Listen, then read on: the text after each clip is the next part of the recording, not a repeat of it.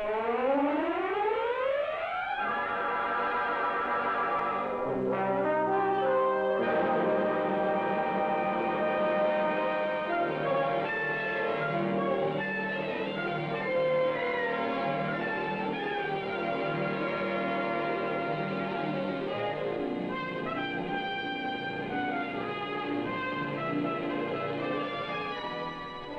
recent years, a new dimension has been added to flying: vertical flight by helicopter.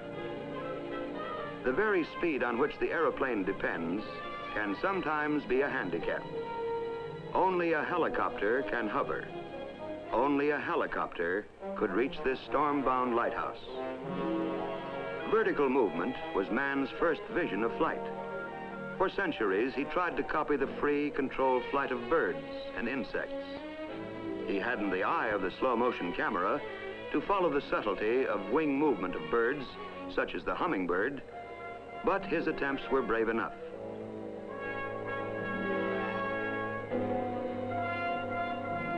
Not succeeding, he gave flight divinity and held it blasphemous to try to reach the stars. But men of vision, like Leonardo da Vinci, continued to search for a means to fly. He experimented with flapping wings and whirling wings. It was he who applied the word helix, meaning spiral, to whirling wings. Helix, combined with pteron, meaning wing, becomes helicopter. Leonardo da Vinci's whirling wing design was similar to the Chinese top, a toy whose origin is lost in early Chinese history. The top consists of a pair of wings at the head of a stick. About 2.5 centuries after Leonardo's death, an Englishman, Sir George Cayley, developed a more elaborate top on similar lines. His interest had been aroused by a model made by Lannoy and Bienvenu in France. The Lannoy and Bienvenu top consisted of 2 sets of wings, which rotated in opposite directions. Its unusual flight caused a sensation when demonstrated before the Academy of Sciences at Paris. By now, men had learned that if the blades of a wing or propeller are set level, they will only whirl when rotated. But if they are set at an angle and then rotated, the blades will produce lift. Cayley gave to the world the first plans for a man-carrying helicopter, the aerial carriage. His lead was followed by many others throughout the 19th century. But they all lacked a sufficiently light and powerful engine. At the end of the 19th century, men like Ponton d'Amicourt and Foligny were trying to adapt steam engines to aircraft, but without success. Others, notably the Wright brothers, were working on fixed-wing airplanes. The development of the gasoline engine, which utilizes an easy-to-handle fuel, made possible man's first successful full-scale flight in 1903. Had the first successful flight been achieved with a rotary wing helicopter, the history of flight might have been different. The achievement of the Wright brothers overshadowed all others and established the fixed-wing aircraft. But the moving wing still had its advocates. For the first 30 years of the century, they went on trying to make machines which would rise vertically into the air.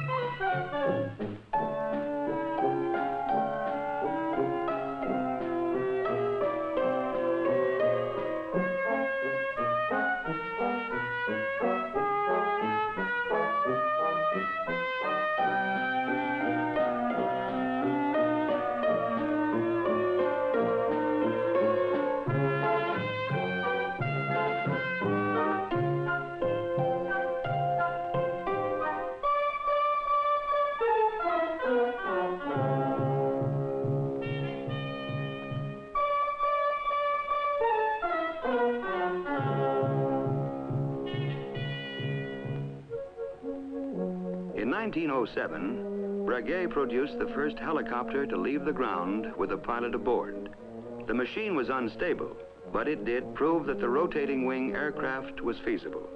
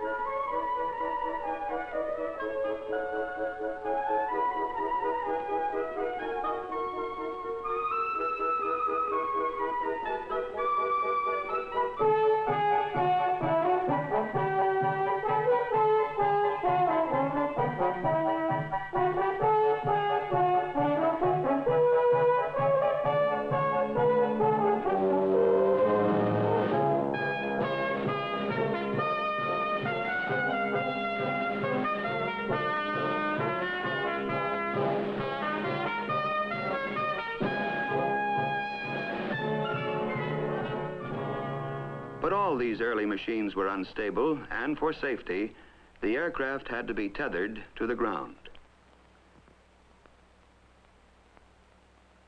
The stability of a rotary wing aircraft is particularly difficult.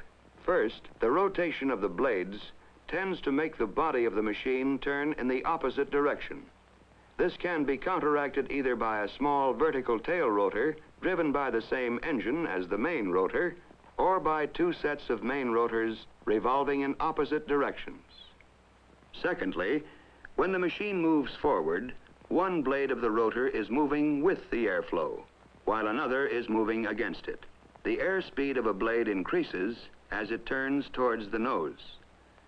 This produces unequal lift and therefore instability. The answer to this problem was to hinge the blades so that they could flap and could also speed up or slow down relative to each other. Juan de la Cierva discovered this and so managed to smooth out much of the irregularity of lift. This solved another problem. As the blades of the rotor are no longer rigidly fixed, they are held in position only by centrifugal force. The whole structure is therefore relieved of a great deal of strain. The Cierva aircraft, like this C-19, all use this principle of the flapping blade, but they were not helicopters. They were autogyros. In an autogyro, the propeller produces forward motion, and the rotor is turned by the aerodynamic forces acting on it, and not by the engine. The autogyro was in fact an airplane on which the wings were replaced by a rotor.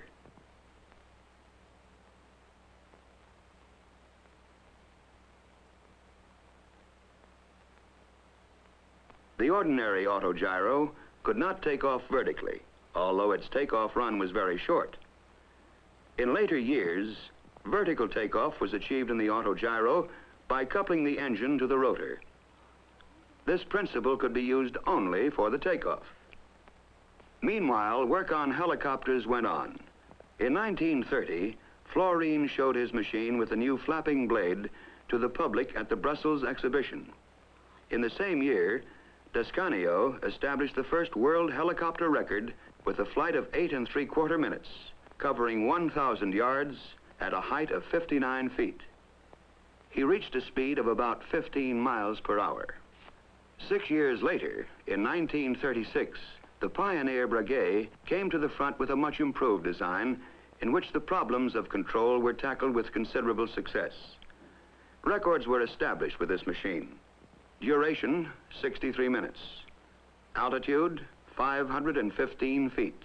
Distance, 27½ miles at a speed of 62 miles per hour. Breguet used what is today known as cyclic pitch control.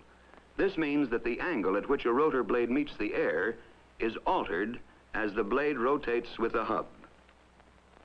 By photographing the blades in slow motion, they can be seen to rise and fall with the influence of the airflow and centrifugal forces. When the aircraft is taking off, the pilot holds the stick roughly central and the lift force is acting vertically.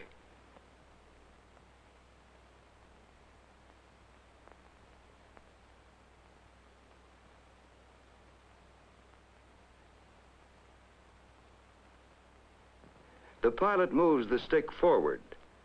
The advancing blade, furthest from the camera, decreases in pitch and flaps downwards.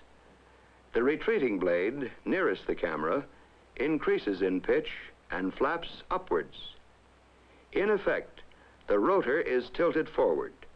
It thus becomes the means of accelerating the aircraft forward as well as the means of supporting it in the air. The pilot decides to turn to the right. Stick right. The blade on the left flaps up. The blade on the right flaps down. The aircraft goes into a right-hand turn. In 1937, the first really successful helicopter, the Fokker Achilles, was announced. The flexibility and control of this machine were demonstrated when Hanna Reich flew it inside the Berlin Sports Stadium. Then another of the pioneers, Igor Sikorsky, who had been working on helicopter design from the beginning of the century, achieved success in America. All these discoveries helped to produce the helicopter as we know it today. It's still curious to look at, but it can fly in a way even surpassing the flight of birds. It takes off and lands vertically, hovers in the air, and even turns a full circle over the same spot. Helicopter design is constantly progressing. The precision of control is something of which D'Ascanio could only have dreamed. The British Bristol 171, a single rotor type, carries 3 passengers as well as the pilot. In contrast to the sleek lines of the Bristol is the angular body of the giant Air Horse, produced by the pioneer company started by the late Juan de la Cierva. The engine used in this helicopter is so powerful that the 3 rotors can lift a total weight of just over 8 tons. This enormous capacity at last fills a gap between the usual helicopters with their limited loads and the airplane. At the other end of this scale, the Cierva company has produced a small sister to the Air Horse, a neat-looking 2-seat personal helicopter called the Skeeter. The Ferry Company's Gyrodyne is one of the world's fastest helicopters. Here we see it traveling at 124.3 miles per hour. The Gyrodyne uses an offset propeller to counteract the torque reaction of the main rotor. This has the added advantage that the propeller gives additional thrust to drive the aircraft. In France, Louis Breguet, one of the leaders of helicopter technique, designed this 3-seater using superimposed contra-rotating rotors. A development of the pre-war German Fokker Achilles, keeping the original rotor configuration, has been made by Sud-Est and is designed to carry 6 people. Another French company, Sud-West, have developed an experimental helicopter with a rotor driven by jets at the blade tips. One of the attractions of the jet-driven helicopter is that as the driving force is at the tips of the blades, there is no torque reaction to correct, and tail rotors and such devices are not needed. Jet-driven rotors have also been developed in America. This experimental single-seater, built by the McDonnell Aircraft Corporation, is called Little Henry.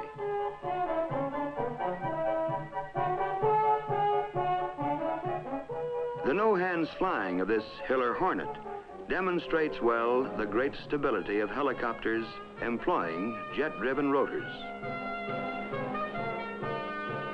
Helicopter types and designs are unending. The silhouette of the Sikorsky S-51, one of the first helicopters to go into large-scale production, is familiar throughout the world. It flew the first certificated U.S. helicopter airmail route, speeding airmail from the Los Angeles airport to the downtown post office and on to adjacent communities.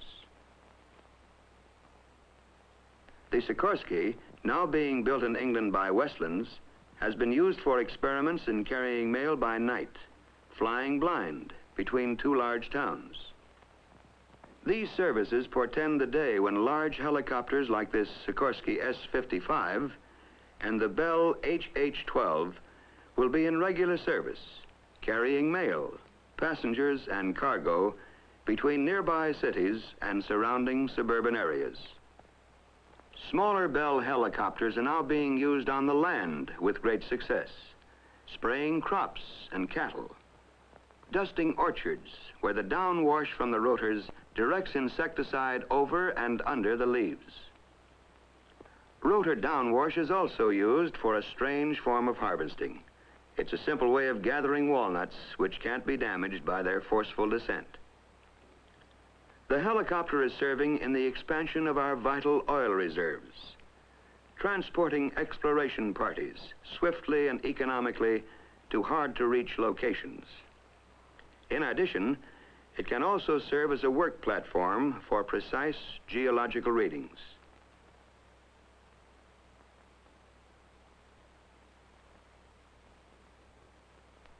A military helicopter, the Piasecki, or Flying Banana, is like something out of a story by Jules Verne or H.G. Wells. The Kaman, a military trainer, employs twin intermeshing rotors. These eliminate the necessity of a tail rotor. For emergency rescue, the helicopter is unrivaled. It can transport the injured to a hospital or the stranded to safety, whether the scene of emergency is battle-torn terrain or the expanse of a storm-swept sea.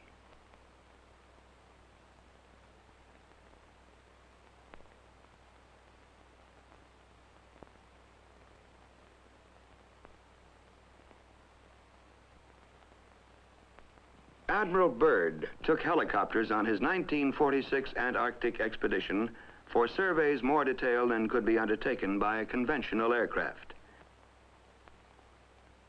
A good example of a small helicopter with an all-round view is the Hiller 360 with its Perspex bubble front.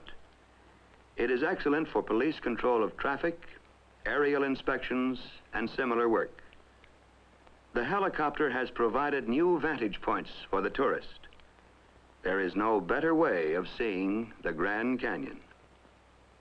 For herding cattle or elk, there is the comfort of a helicopter with its large field of vision and its ability to fly slowly. The helicopter has been used to do work that seemed impossible.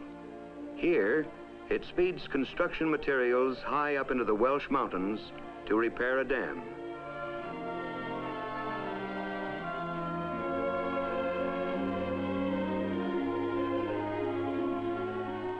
Yes, the helicopter has arrived. Prehistoric to look at, but so versatile that it fills an important gap in transport. Rotary wing flight is now a reality. The helicopter is part of a fantastic future in which you and I may fly about in our own private aircraft. But we must not be led astray by a dream.